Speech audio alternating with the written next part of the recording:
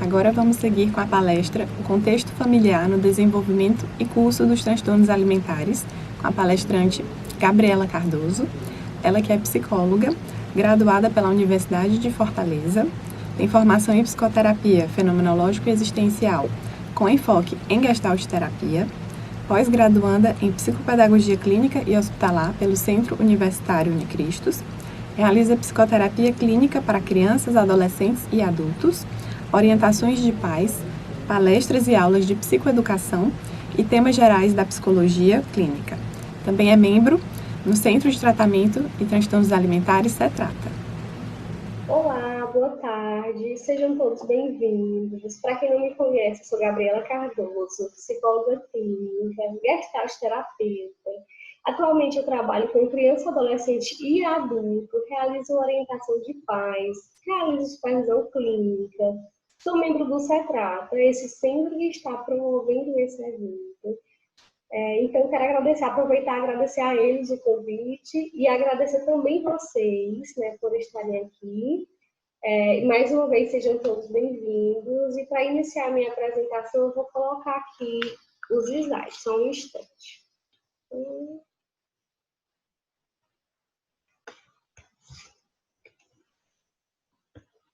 Só mais um instante. Pronto. Então, assim, eu fui convidada para falar sobre o contexto familiar, o desenvolvimento e curso dos transtornos alimentares.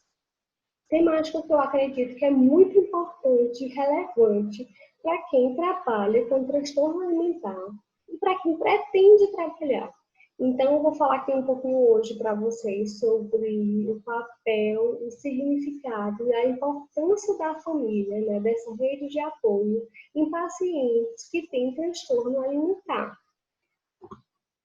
E nada mais significativo que, antes de falar da família de pacientes com transtorno alimentar e de como trabalhar com essa família, eu falar desse paciente, desse sujeito que me chega com uma demanda e uma necessidade, com um diagnóstico de transtorno alimentar e como que a gente vai olhar para esse sujeito, né? Então, para antes de eu olhar para essa família, né, eu preciso antes compreender também como que vai ser o meu olhar sobre esse sujeito para que eu faça um melhor trabalho, né, com essa instituição chamada família. Então, o primeiro ponto é como essa minha visão do sujeito, essa minha visão desse paciente, como que eu olho para esse paciente que chega com transtorno alimentar. O primeiro ponto é entender que ele é global. O que isso significa, Gabriela? Se vocês me perguntam. É que eu vou olhar para o todo, né? Eu preciso ter uma visão integral desse paciente e não fragmentada.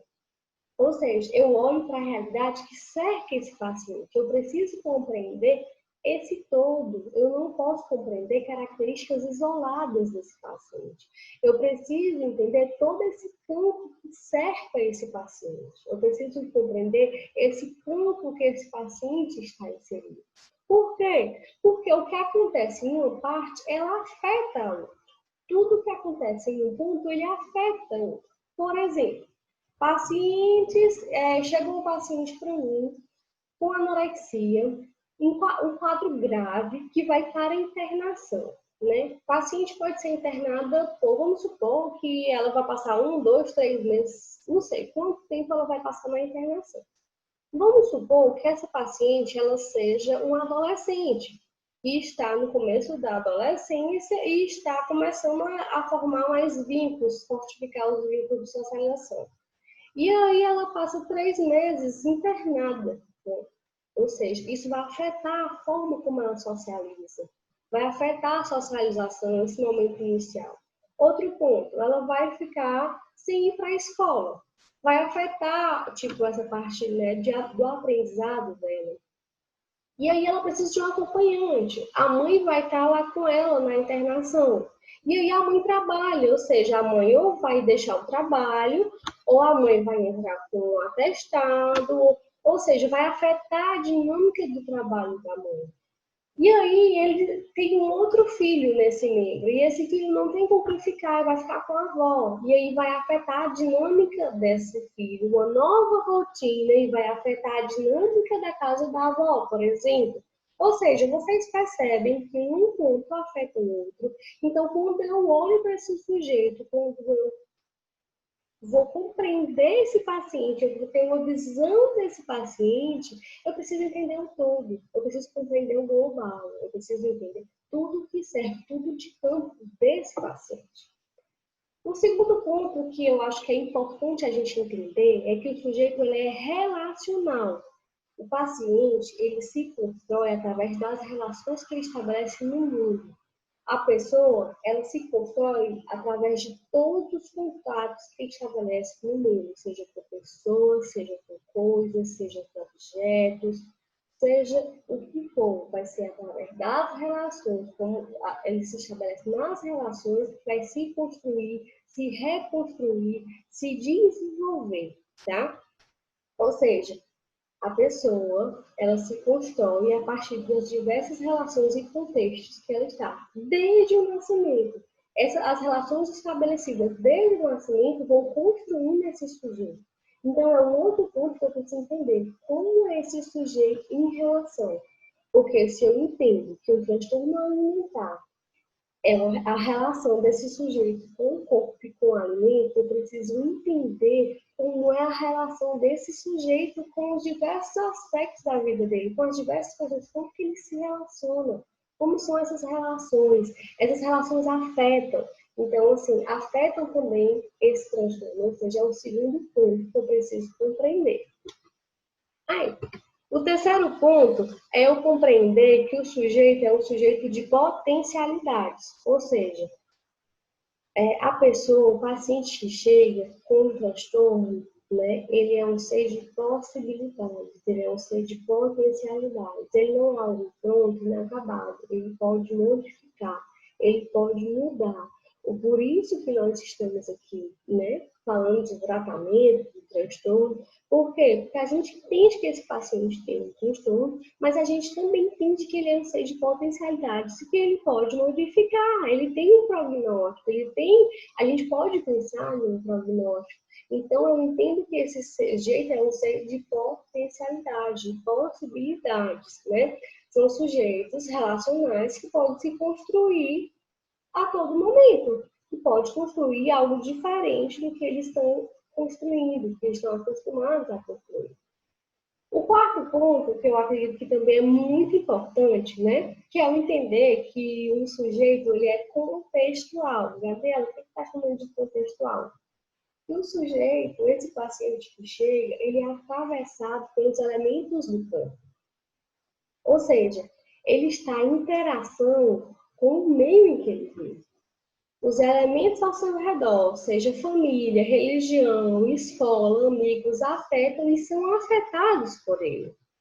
Quando eu penso numa pessoa, que eu entendo que ela é relacional e contextual, eu entendo que ela afeta e é afetada por esse mundo. Ela modela e é modelada por esse mundo.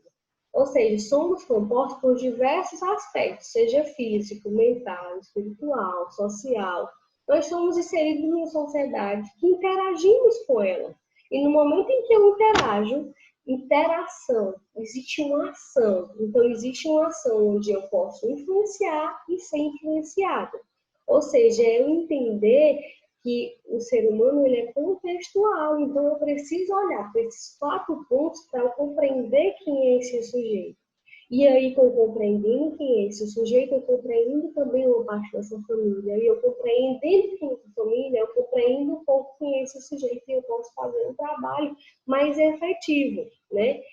E aí é importante essa citação, por quê? Porque o progresso de um paciente é uma função do campo todo.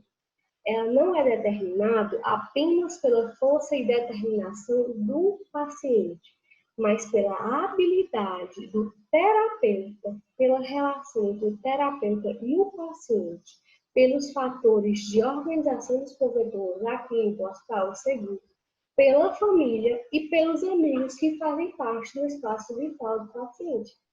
Ou seja, A gente está falando de tudo isso, né, desses pontos. O ser humano, e como ele é relacional, contextual, global e cheio de potencialidades, para que ele tenha um progresso, é função de todo o campo. Né? Por isso a importância de eu falar da família, por isso a importância de eu trabalhar com a família, por isso a importância de eu olhar para essa família. Por quê?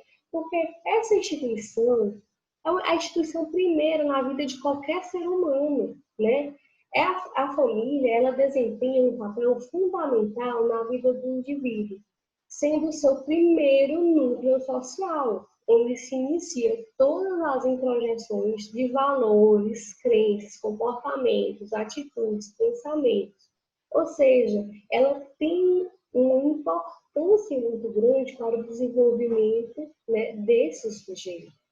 Também a família, ela exerce uma função de mediação da relação com a sociedade, do paciente com a sociedade, com as pessoas.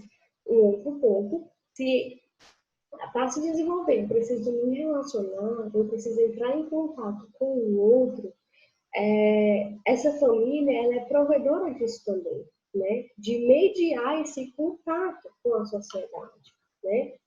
E aí vocês iniciamos falando da família, esse contexto que afeta e é afetado pelo sujeito de forma constante muito intensa, né?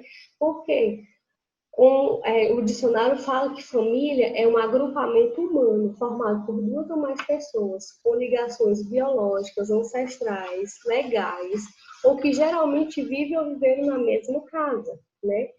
A família, ela é um local, né, como a gente falou, de introjetar valores, comportamentos, é um local que existe membros, né? E esses membros estão juntos num prol, por um determinado prol. Um prol comum, né? A manutenção dessa família.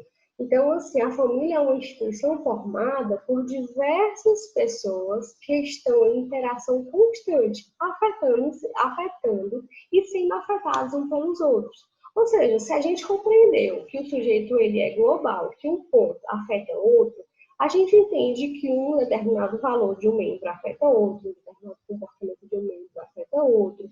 Ou seja, os membros da família estão em constante interação, como eu falei, em ação, né, de entrar em contato e afetando e sendo afetado pelos outros.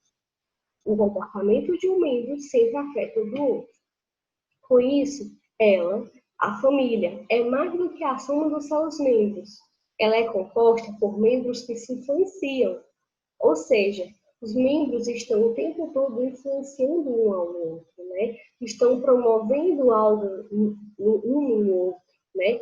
Ou seja, nessas interações, os membros se constroem e se reconstroem, né? Então, a importância da gente falar dessa família, tá?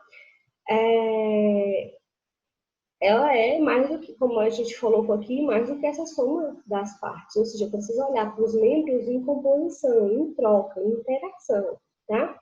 E aí a gente pensa numa família funcional e numa família disfuncional. O que é que eu chamo de família funcional?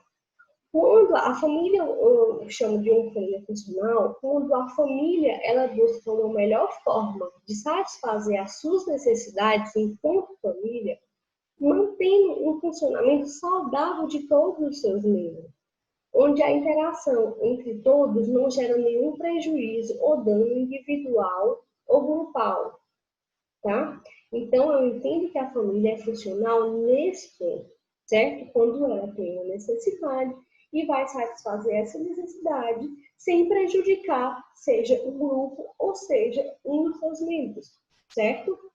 Uma família funcional, ela tem coesão e tem fronteira. O que é que eu quero dizer com isso? Ela tem identificação e tem diferenciação. Coesão, todos se unem em prol de algo, mas todos têm os seus limites, as suas fronteiras.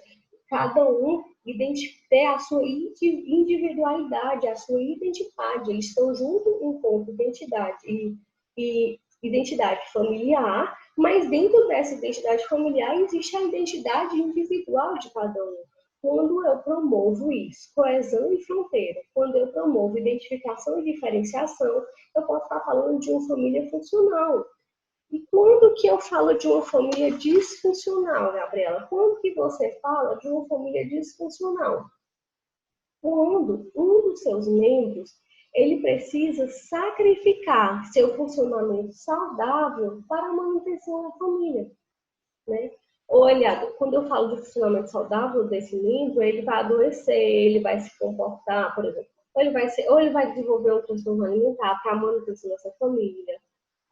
Ou, por exemplo, eu lembro de uma paciente que ela não faz as refeições, mas aos sábados, quando era para os pais estavam nesse processo de separação e ela não queria, então ela não fazia as refeições, mas aos sábados, quando tinha um encontro familiar, e o pai estava presente e a família estava composta, ela fazia as refeições, ou seja, ela estava precisando se comportar de determinada forma para fazer a manutenção dessa família. Por quê? Enquanto ela estava adoecida, os pais decidiram ficar juntos, né, para que ela fizesse as refeições. Então, tinha uma funcionalidade esse adoecimento, né? Então, quando um dos seus membros precisa sacrificar seu funcionamento saudável para a manutenção dessa família, essa família está disfuncional. Ou também quando a família está completamente misturada, que não tem fronteiras, limites, não tem diferenciação, todos são iguais e tem que agir iguais da mesma forma em todos os aspectos, sempre. Essas famílias que estão de formas confluentes, sem espaço para a diferença, aqui uns invadem o espaço do outro. E aqui essas famílias não estão saudáveis, elas estão disfuncionais, né? Elas podem acarretar vários aspectos.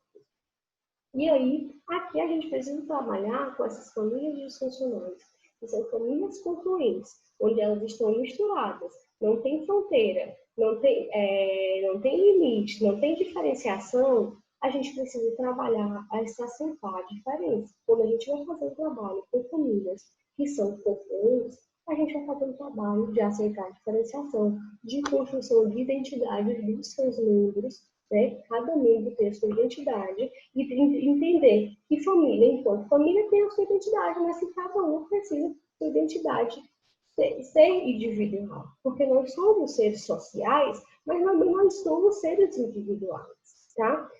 O outro ponto é famílias com muitas diferenças, né? Entre seus membros, famílias com muita diferença entre seus membros, que não existe coesão nem espaço para trocas.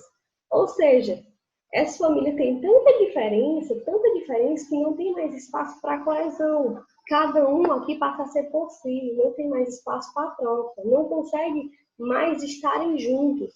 As fronteiras são tão estabelecidas e tão rígidas, diferente das famílias confluentes, que não tem fronteira, tudo aberto, aqui as famílias são tão rígidas e aqui as fronteiras são tão rígidas, que não tem mais espaço, eles não conseguem mais estar juntos, né? Ninguém acessa mais um ao outro, né? Tipo assim, aqui essas famílias, as pessoas ficam desprotegidas, sem assistências. Ou seja, famílias que têm fronteiras muito rígidas, muito estabelecidas, que não têm espaço para contato com o outro, nessas famílias as pessoas ficam muito desprotegidas, ficam muito sem assistência, tá? E por tudo isso, né, a importância de eu trabalhar com a família, né? Onde o trabalho com a família ele passa a ser fundamental. Por quê? Porque eu preciso compreender, né, essa família e trabalhar com essa família para que ela possa contribuir para o tratamento desse paciente.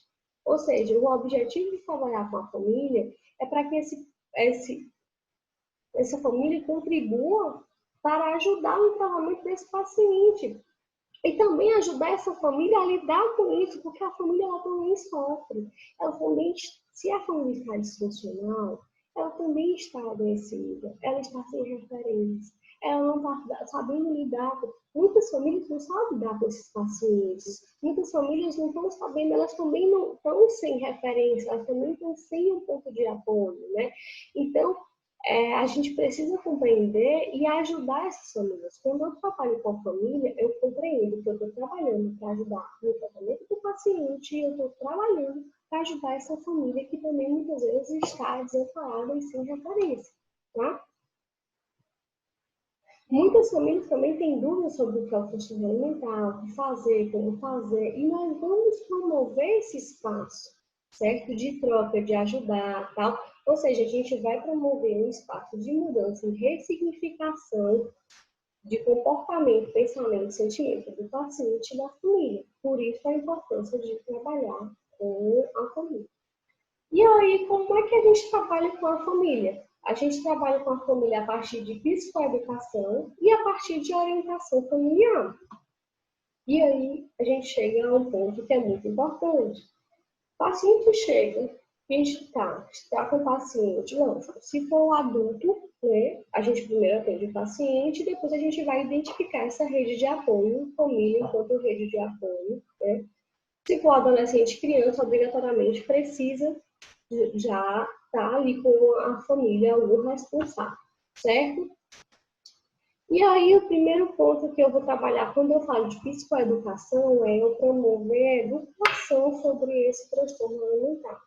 É eu promover informação sobre esse transtorno alimentar. Então, o primeiro ponto é o diagnóstico. Muitas vezes as famílias, os responsáveis, a rede de apoio não entendem o que é o diagnóstico. Não entende o que é, como é, não sabe explicar, não sabe orientar. Então, a gente precisa dar subsídios para essa família lidar com isso. Por exemplo, eu preciso explicar, né, a gente sabe, por exemplo, vocês já escutaram muito aqui nesse curso sobre o que é o transtorno alimentar. Vamos lá, de acordo com o DSM-4, os transtornos alimentares são caracterizados por uma perturbação persistente na alimentação e no comportamento relacionado à alimentação, que resulta no consumo, na absorção alterada de alimentos e que compromete significativamente a saúde física ou o funcionamento psicossocial. Ou seja, tem o DSM, mas a maioria dessas pessoas não tem acesso e mesmo assim não entendem. Nós precisamos ajudar elas a entender esse diagnóstico. Ou seja, família, esse paciente ele tem uma relação disfuncional com o alimento, está com um transtorno. A relação não é saudável desse paciente, desse sujeito com o corpo, com o alimento. Está acarretando adoecimento, está acarretando problemas físicos, biológicos, está acarretando outros transtornos, né? Outros transtornos, depressão. Ou seja, eu preciso até comunicar essa família e dizer para ela sobre esse diagnóstico e o que é, porque chega até o paciente chega até a negação dele próprio. Então, essa família não tem muitas vezes essa consciência. Então, eu preciso dizer o que é esse diagnóstico, como é, o que é que se dá. Quais são os riscos do outro ponto? Eu preciso fazer uma psicoeducação dos riscos de um paciente com anorexia, de os riscos de um paciente com bulimia, de um risco de um paciente com cárie. Ou seja, eu preciso comunicar e informar essa família, né? Essa rede de apoio sobre esses riscos. Outro ponto que eu preciso na psicoeducação é explicar sobre o tratamento.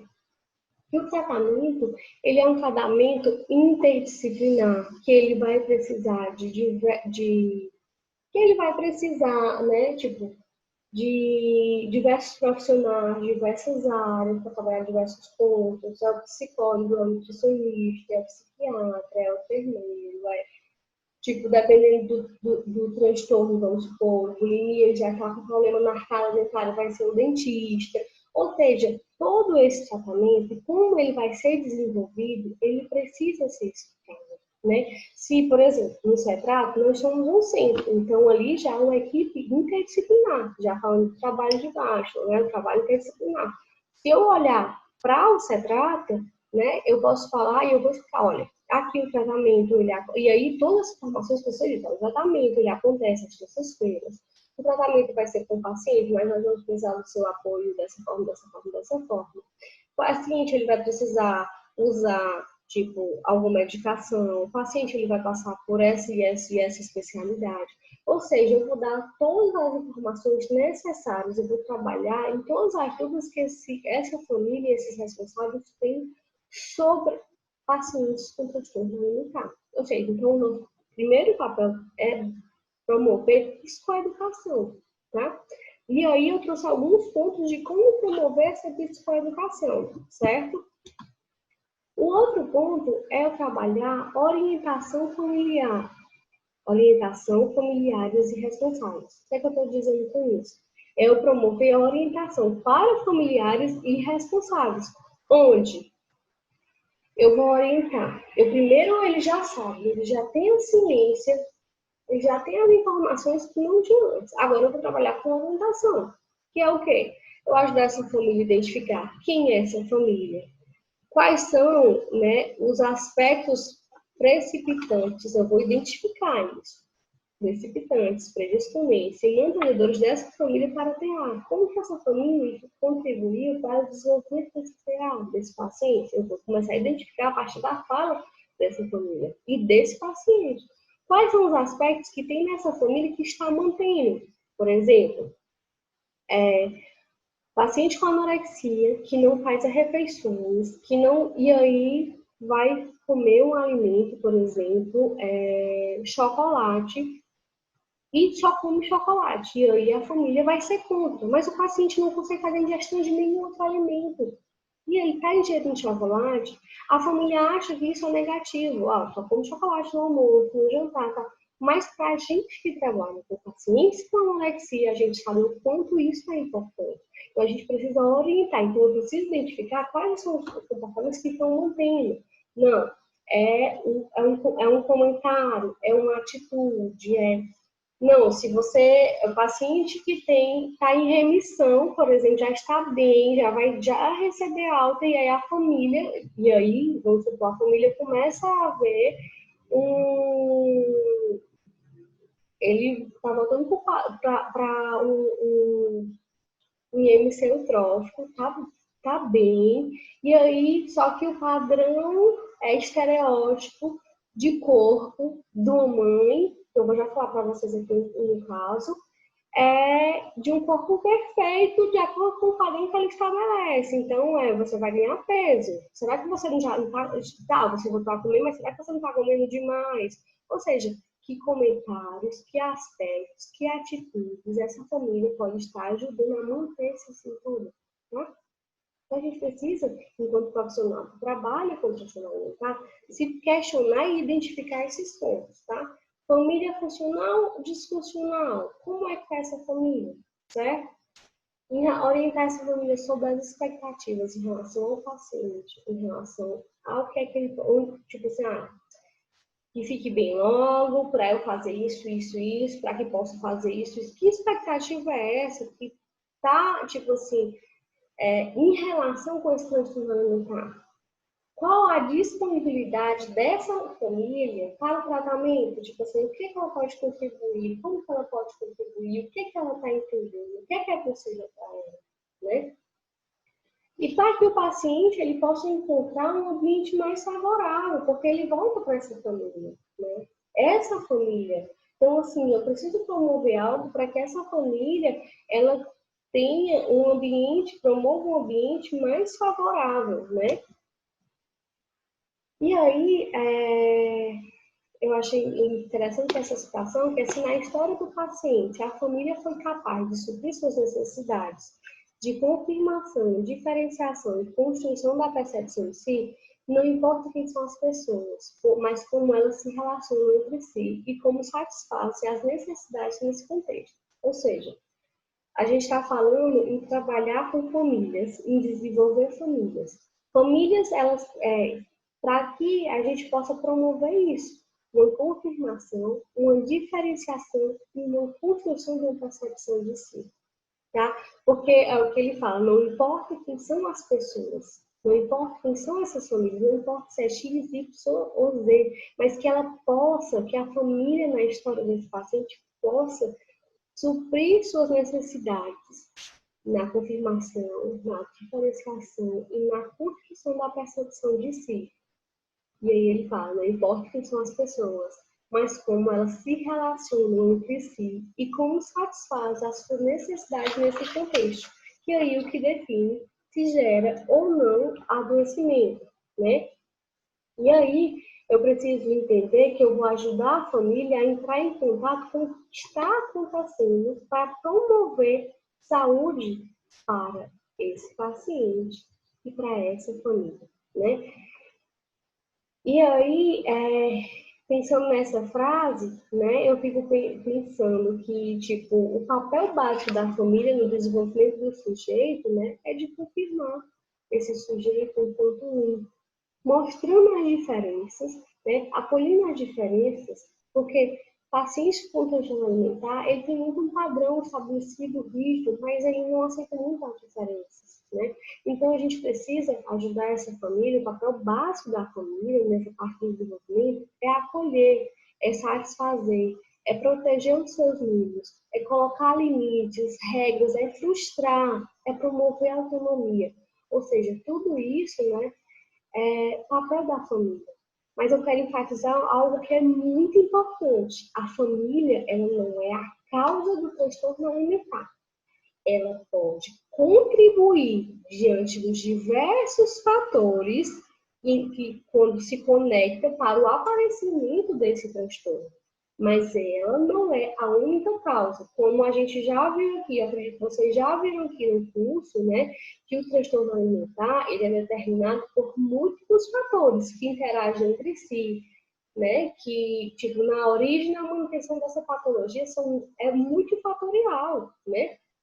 E aí, só que essa família, ela pode contribuir tanto para desenvolver o PA, quanto para manter, quanto para promover saúde. E aí é nisso que a gente vai trabalhar. A gente não está aqui para acusar a família e dizer que é a única causa. Mas a gente precisa entender que essa família ela contribui e a gente precisa ajudar essa família a promover um ambiente mais saudável e favorável para esse paciente, tá? E aí, onde a gente precisa, né, assim como eu olho para esse paciente, eu preciso também olhar e cuidar dessa família, tá? E aí, a gente já está quase encerrando, eu queria falar de um caso clínico, né, que, de uma forma bem breve, mas para falar um pouquinho para vocês e mostrar um pouquinho como que a gente pode trabalhar com essa família, foi um paciente que chegou, né, um paciente do sexo masculino, 13 anos, chegou com o diagnóstico de anorexia, né? Onde os membros da família eram pai e mãe, ele era o primogênito e tinha um irmão bem mais novo, né, de 2 anos, e ele estava com quadro de sintomas zero, distorção da imagem corporal, né, onde ele chegava a se esmurrar para que a barriga fosse menor, porque ele viu uma barriga muito grande, certo? O outro sintoma, né, distorção da imagem corporal, o outro sintoma, não estavam mais ingerindo alimentos, estavam nessa recusa, né, de ingerir alimentos, né, dificuldade de socializar, de ser aceito, não se aceitava, né, busca da perfeição. Eram vários sintomas que esse paciente chegou, IMC muito baixo, né, e aí a gente precisava fazer um trabalho com esse paciente, com essa família. E aí, quando a gente vai identificar, né, a gente identifica, né, o paciente sofreu bullying na escola por antes ter sobrepeso, né, mas a mãe chamava ele de baleia, né, quando a mãe estava com raiva por ele não ter feito algo e tal, a mãe chamava ele de baleia. Ele era muito cobrado para ser o melhor aluno, né, para se desenvolver, para se destacar, para passar em locais públicos, né, tipo assim, os planos já, né, no IFCE, fazer um técnico já para quando for para a faculdade já ter um técnico, ficava com o irmão, era responsável quando a mãe ia dar aula, a professora, ele tem que ficar com o irmão, se responsabilizar, fazer a refeição do irmão, tinha que limpar a casa, tinha que... E aí ele se cobrava em ser perfeito, porque se ele não fizesse algo, por exemplo, se ele fizesse uma refeição e não lavasse a louça logo em seguida, ele se cobrava que ele, como se ele tivesse feito o maior crime, né? Ou seja, a rigidez dele de um comportamento ideal, perfeito, era tão grande onde as relações dele eram tão rígidas, né? Tipo, não tinha fluidez. E aí esse paciente, né, com um quadro, né, de anorexia, chega muito preocupado, se disponibiliza. A gente faz a psicoeducação, do que é o diagnóstico. A gente faz a identificação, né, do papel dessa família, dessa mãe. O pai nunca esteve presente no tratamento. Outro dado, certo? As exigências e expectativas dessa família com esse sujeito, né? Essa questão do corpo para a mãe sempre foi uma preocupação muito grande dela com o corpo, dela querer que os filhos tivessem. Então, ela achava que ele era gordo, ela chamava ele diversas vezes de baleia, né? Então ele se sentia menos. Ou seja, quando a gente para e compreende, não só o paciente não quer que eu fosse compreender de forma isolada, como eu disse, para alimentar, o paciente tem anorexia, vamos tratar a anorexia, e eu não compreendo todo, eu não compreendo a expectativa dos pais, a questão do perfeccionismo e da perfeição dentro dessa família. Eu não compreendo as expectativas sobre esse paciente e ele tentar suprir essas necessidades da família, do irmão, do pai, da mãe, tudo nele, né? Se eu não compreendo isso, eu não posso fazer um bom trabalho, nem com ele, nem com a família, porque algo vai ficar fora, algo vai ficar a desejar. E aí, quando eu faço a psicoeducação do que é esse transtorno para essa família, dessas expectativas, começa as orientações, a mãe entende o que ela está fazendo. É tanto que ele estava bem emagrecido e passou a recuperar o peso, porque era necessário. E aí a mãe chegava com o bolo, e aí a mãe dizia, não vai comer 2 pedaços, porque a mãe levava 2 pedaços. E com medo dele comer o pedaço do irmão, a mãe dizia assim, não vai comer 2 pedaços, não, porque senão tu vai voltar a ser gordo. Ou seja, ele estava em tratamento e esse era o comentário. Um comentário desse, ele promove mais adoecimento. Então, a gente precisa orientar essa família que estava precisando de orientação. E quando a gente orienta, essa mãe entende, essa mãe compreende. Inicialmente é difícil para ela também. É o que ela está conseguindo fazer, é o que ela está podendo fazer. E aí, muitas vezes, a família entra em choque, a família ela fica triste, né? Mas tudo isso, esse movimento é para um reajuste e tornar essa família funcional e saudável para todos os seus membros, né? E aí, na situação de uma forma bem resumida desse paciente, a gente conseguiu fazer todo esse trabalho de orientação, iniciamos a orientação quinzenal para essa mãe, depois passou a ser mensal, e depois ficou só o paciente de tratamento, até o processo de alta, o paciente recebeu alta, né? Então, assim, esse trabalho com a família, né? Com essa rede de apoio, com quem a gente pode contar, é muito importante para esse paciente. Então, era isso que eu queria deixar para vocês. A gente precisa cuidar do paciente, a gente precisa cuidar da família, da rede de apoio, e a gente precisa entender até onde um pouco que eu acredito que é muito importante. A gente não, talvez não vai conseguir, porque quem está em tratamento é o paciente, a gente vai conseguir alguns ganhos com a família. Talvez a gente não vai conseguir mudar a família. Então, os pacientes também precisam entender a família que ele tem, mas no momento em que ele se modifica, como ele afeta e é afetado, no momento em que ele se modifica, e é daquela forma que ele pode ser, diferente do que a família estava querendo que ele fosse, essa família também se modifica. E ele vive de uma forma mais satisfatória, tá? Era isso que eu queria falar para vocês. Eu agradeço, né, tipo, estar aqui participando, ter falado, ter contribuído um pouquinho para vocês. Estou à disposição. Vou deixar os meus contatos. Tenham dúvidas em relação à leitura, informação, casos, queiram ajuda em algum caso, estou à disposição. Vou deixar aqui o meu contato para vocês, tá? Meu Instagram profissional e o meu telefone. Muito obrigada e até breve. Tchau!